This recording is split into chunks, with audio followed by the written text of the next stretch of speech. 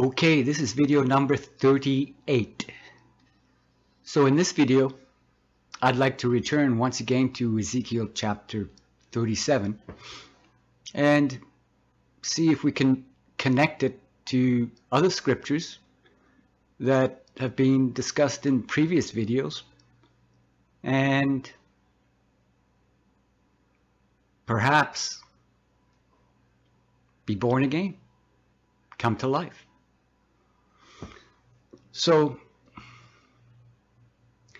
listen again to Ezekiel chapter 37. I'll read a verse near the end of that chapter. Here we go. It's verse number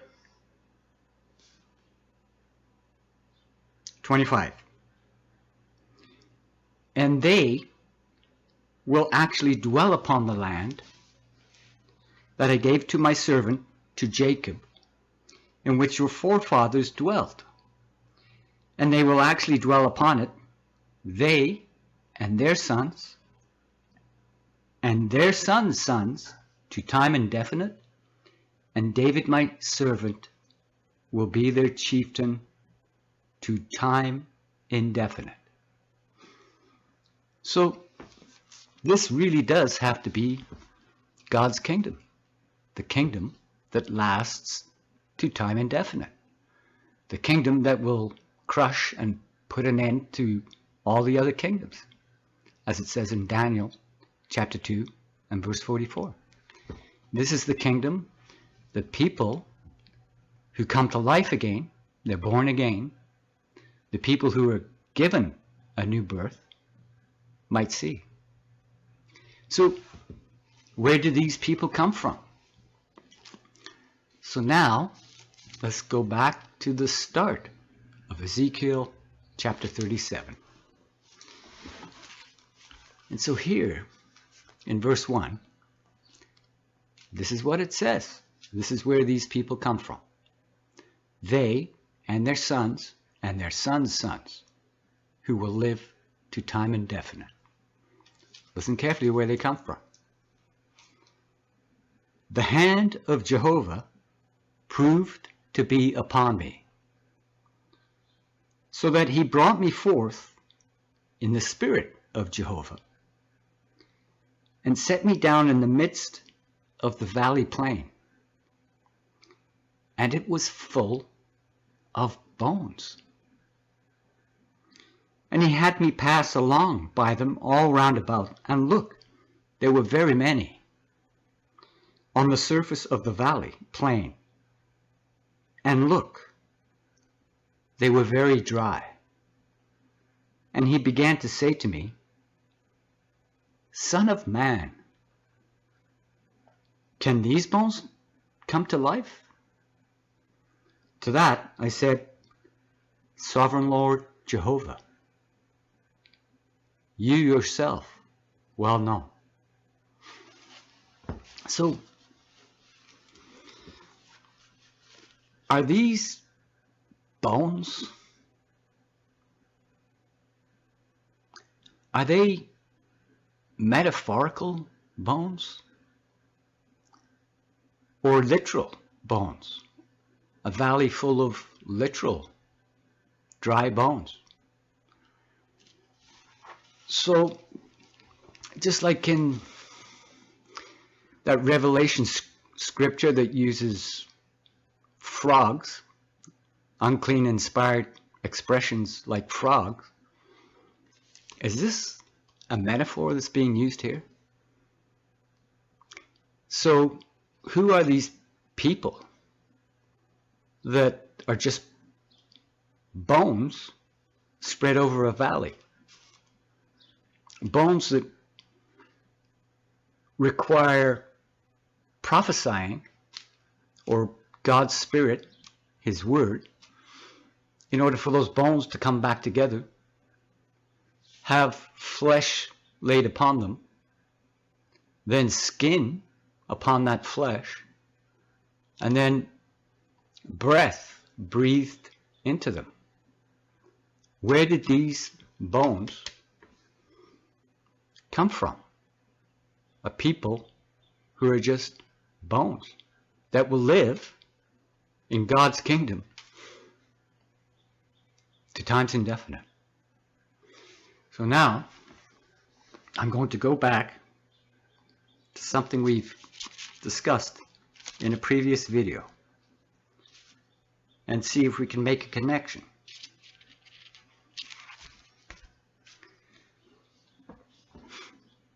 So that's the question. Who are these people that are just dry bones?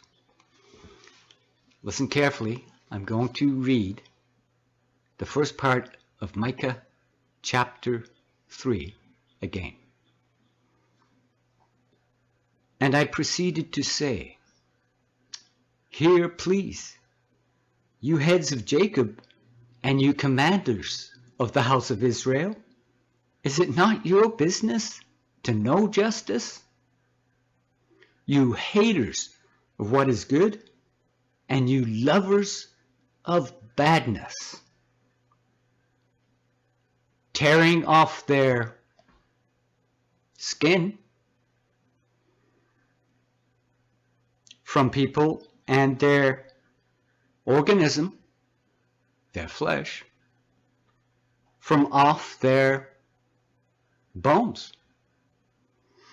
You the ones who have also eaten the organism of my people, their flesh, and have stripped their very skin from off them and smashed to pieces their very bones and crushed them to pieces like what is in a wide-mouthed pot and like flesh in the midst of a cooking pot.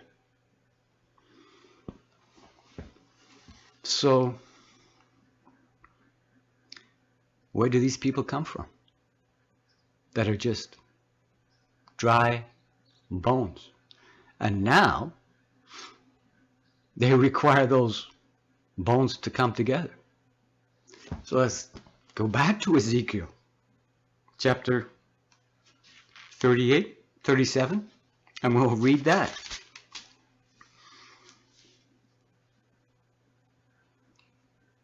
Starting in verse 7.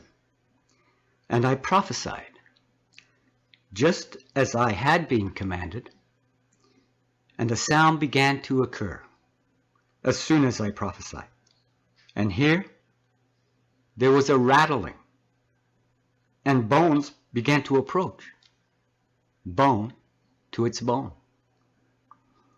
And I saw and look upon them sinews themselves, and flesh itself came up, and skin began to be overlaid upon them above. But as regards breath, there was none in them. And he went on saying to me, prophesy to the wind. Prophesy, O son of man, and you must say to the wind, this is what the sovereign Lord Jehovah has said. From the four winds come in, O wind, and blow upon these killed people, that they may come to life. So, once again, does Scripture interpret Scripture?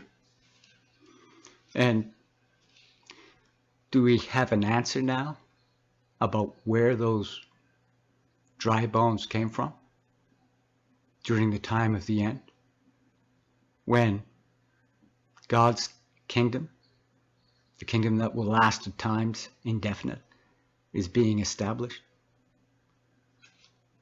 without striking observableness, like a mustard seed planted in the ground? Can you see it? So what do you think? Does that rattle your bones?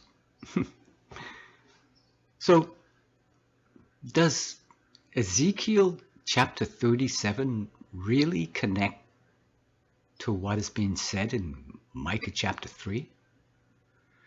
Well, to make it a little more convincing, I'm going to read what it says at the end of Ezekiel chapter 36, immediately above where chapter 37 starts. So listen carefully to what it says here in Ezekiel chapter 36, and I'll start in verse 36. And the nations that will be left remaining, a remnant, round about you will have to know that I myself, Jehovah, have built the things torn down. I have planted what has been laid desolate. I myself, Jehovah, have spoken, and I have done it. So, what has Jehovah planted? A mustard seed? Let me continue. In verse 37 now. This is what the sovereign Lord Jehovah has said.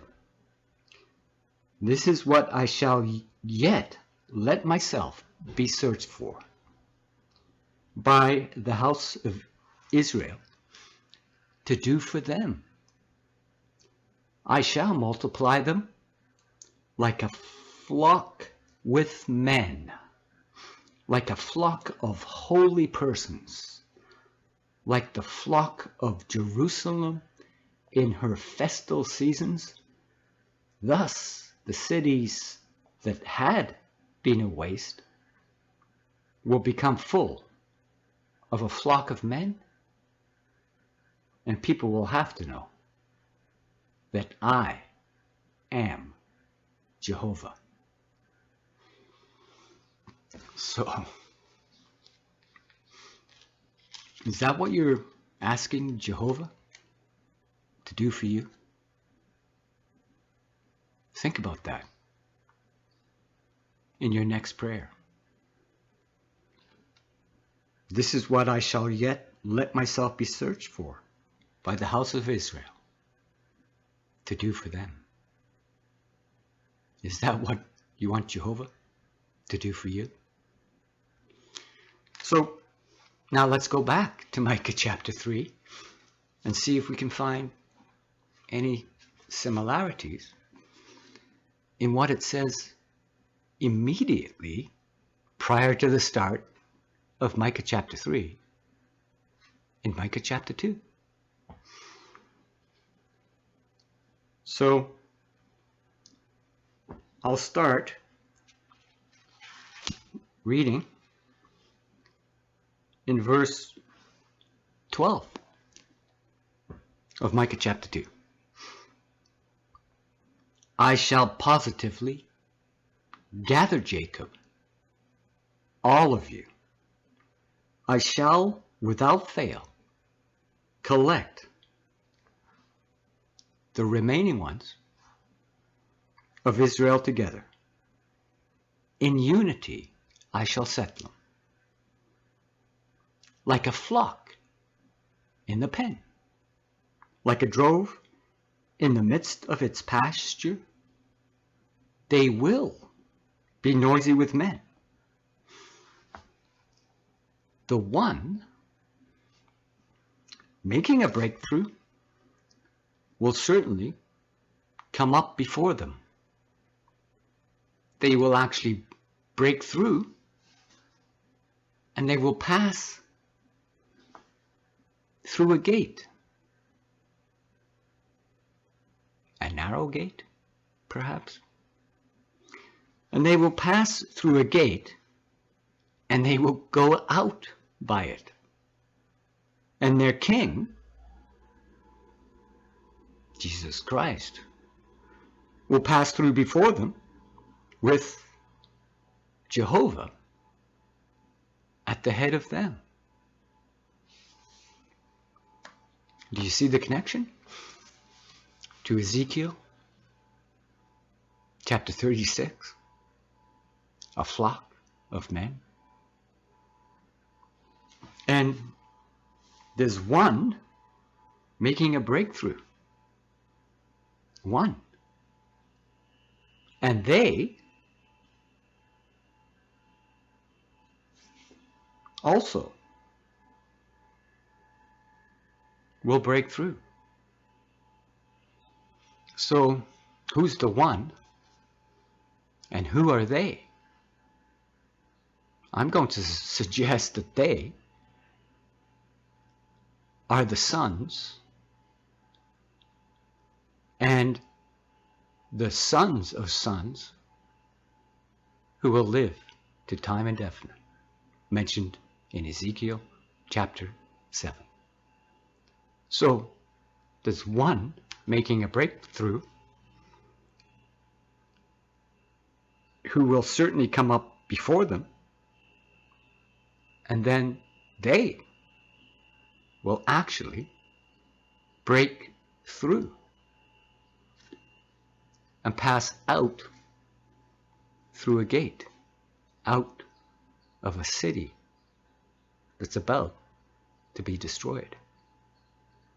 And yet, Jehovah is building things now. Think about that. A city about to be destroyed, while Jehovah is planting and rebuilding. Like it says in Ezekiel chapter 36. Things that we should be asking Jehovah to do for us. So, in regards to this one making a breakthrough, and they also will be breaking through, let's go back to Isaiah chapter 66, and yes, verse 5. Again, here it is again. Hear the word of Jehovah, you men who are trembling at his word. Your brothers that are hating you, that are excluding you by reason of my name. Name of person is no longer one of Jehovah's witnesses, excluding you by reason of my name. Said, may Jehovah be glorified. He must also appear with rejoicing on your part. And they are the ones that will be put to shame. So, what's this city that will be destroyed? Because in verse 6 it says this, if we continue. There is a sound of uproar out of the city, a sound out of the temple. It is the sound of Jehovah repaying what is deserved to his enemies. So, is this the city that the one making a breakthrough who comes up before them, and then they must also pass through a gate? Is this the city that they're taken out of? While Jehovah repays to what is deserved to his enemies? The place that people have been taken out of, taken away, and are now being brought into his wonderful light. The ones making a breakthrough, who might be born again and actually see God's kingdom. let's keep reading. Before she began to come into labor pains, she gave birth. Before birth pangs could come to her, she even gave deliverance to a male child. Is this the one making a breakthrough?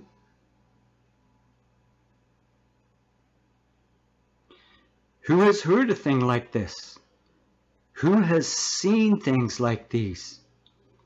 Will a land be brought forth with labor pains in one day? Or will a nation be born at one time?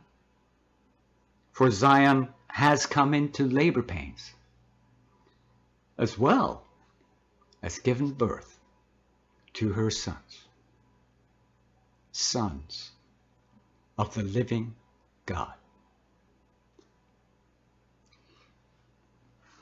Now listen carefully and see if you can connect it back to Micah chapter 2. And here we are now in verse 9 of Isaiah chapter 66. As for me, shall I cause the breaking through and not cause the giving birth? Says Jehovah. Or am I causing a giving birth? And do I actually cause a shutting up? Your God has said.